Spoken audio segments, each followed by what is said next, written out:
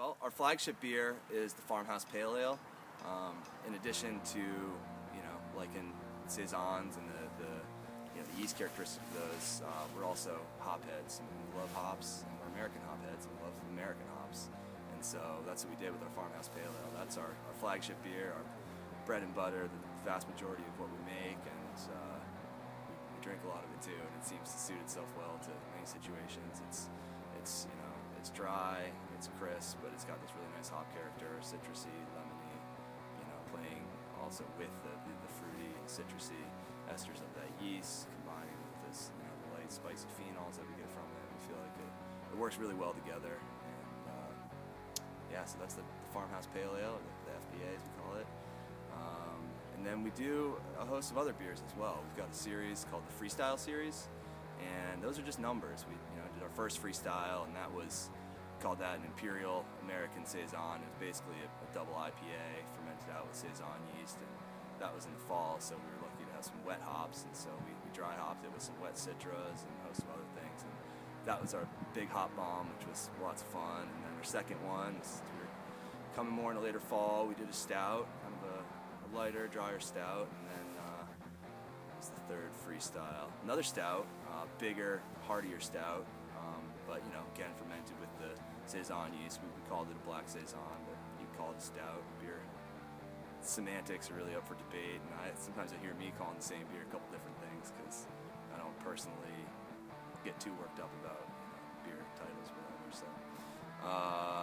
So we've done 3 freestyles so far, and then we also have seasonal beers that we've done. We did our Oktoberfest this year, released that for September, October, and that was the malt bill was inspired by the best beers of Germany. Kept it with the Saison yeast, and really enjoyed that. We did our Christmas beer, our Saison Noel, and that was a strong dark wheat beer.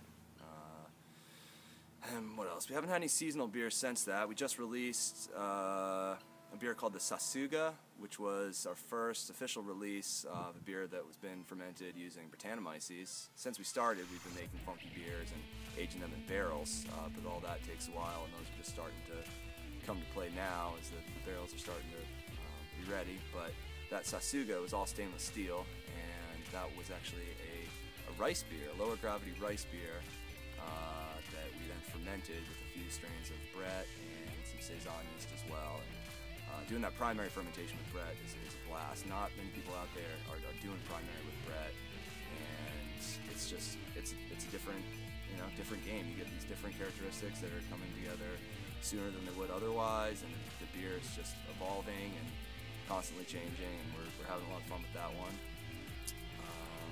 We just released our Space Cowboy Country Ale, which has been the big hit locally. And that beer is sort of our interpretation of a English mild and old school Saison, both of which those beers they have in common the fact that they're provision beers for workers. So they're refreshing, they're lower gravity, and they're not overly complex, just something to keep going throughout the day.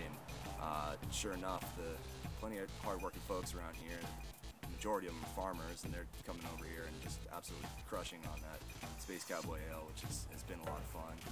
And then some of our, like I said, barrel-aged stuff's coming up. We've actually put some stuff in bottles and getting our labels together, and those beers are conditioning, and should be dropping some barrel-aged, bottle-conditioned, funky stuff, some sour beers, and yeah, we want to make a lot of beers. That's one of the big reasons why we're doing what we're doing, is to do our part to help diversify this killer beer scene in Maine, and do what we can.